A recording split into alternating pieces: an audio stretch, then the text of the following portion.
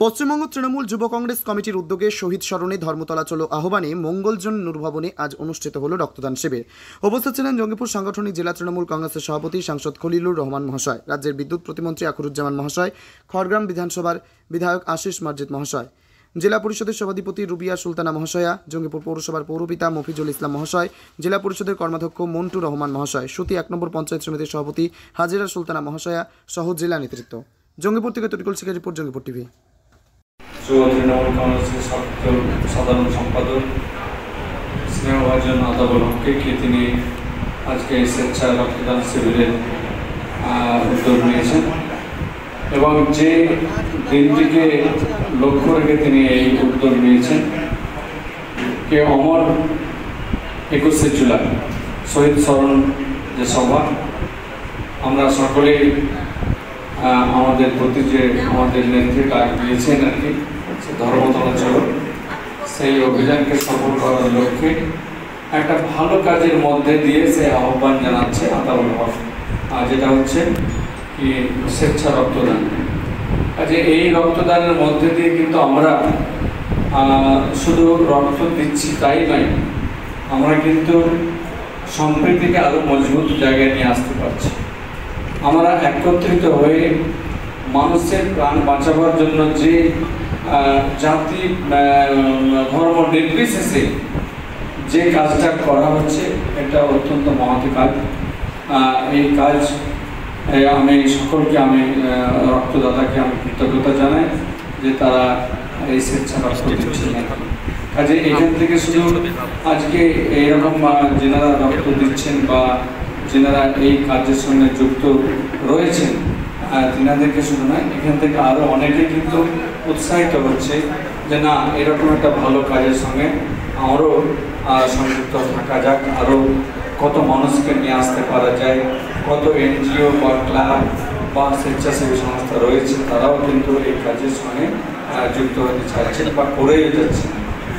কাজে আজকের দিনে আমরা বলতে পারি এই যে এরকম উদ্যোগ একাধিক জায়গায় গতকালকে আমাদের সাংগঠনিক জেলার সেকেন্ডারি যারা শিক্ষক রয়েছে সমিতির তিনারাও ক্যাম্প করেছিলেন। আজকে আরেকটা হলো, আগামীতে হয়তো আমরা ২১শে জুলাইয়ের পরে আবার এখানে দেখতে পাবো আর কি। তো কাজে সকলকে যারা দিচ্ছেন তারা সকলকে ধন্যবাদ জানাচ্ছি এবং আজকের এই মহতী অনুষ্ঠানে উপস্থিত থেকে যারা আলোকিত করেছেন ছিলেন আমাদের খড়গ্রামের সম্মানীয় বিধায়ক এবং ডিপিএসসি চেয়ারম্যান সম্মানীয় আশিস মার্জিত সাহেব, তিনার জরুরি আরও কাজ থাকার জন্য বেরিয়ে গেলেন। আছেন আমাদের জেলা পরিষদের সভাধিপতি মহোদয় রুবিয়া সুলতানা, আছেন আমাদের এখানে জেলা পরিষদের কর্মাধ্যক্ষ ভাই মন্টু রহমান, এইমাত্র আমাদের জেলার একমাত্র মন্ত্রী ভাই আখরুজ্জামান সাহেব, তিনি এই অনুষ্ঠানকে আলোকিত করার জন্য উৎসাহিত করার জন্য তিনি উপস্থিত হয়েছেন।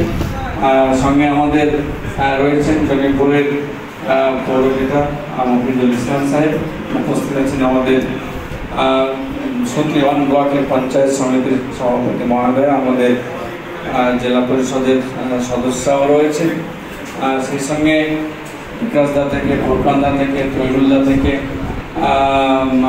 ভাই আফজাল হোসেন সকলে আছে। সকলকে আমি এবং আপনারাও সকলে এসেছেন, সকলকে আমি আমার সালাম আদাব শুভেচ্ছা অভিনন্দন জানাচ্ছি এবং এরকম কাজে আপনারা সকলেই উৎসাহিত আগামী দিনেও রাখবেন, আমি এই আশা রাখছি।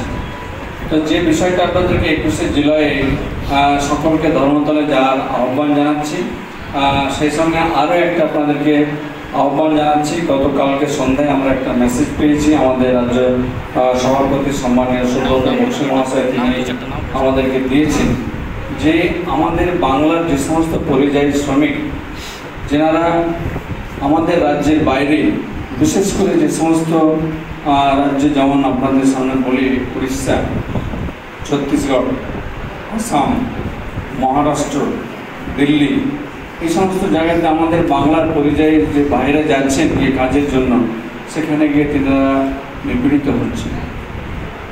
এর প্রতিবাদে আমাদের রাজ্যের মাননীয় মুখ্যমন্ত্রী মমতা ব্যানার্জি আগামীকাল 2টোর সময় কলকাতার রাজপথে তিনি এর প্রতিবাদে হাঁটবেন, মিছিল করে হাঁটবেন।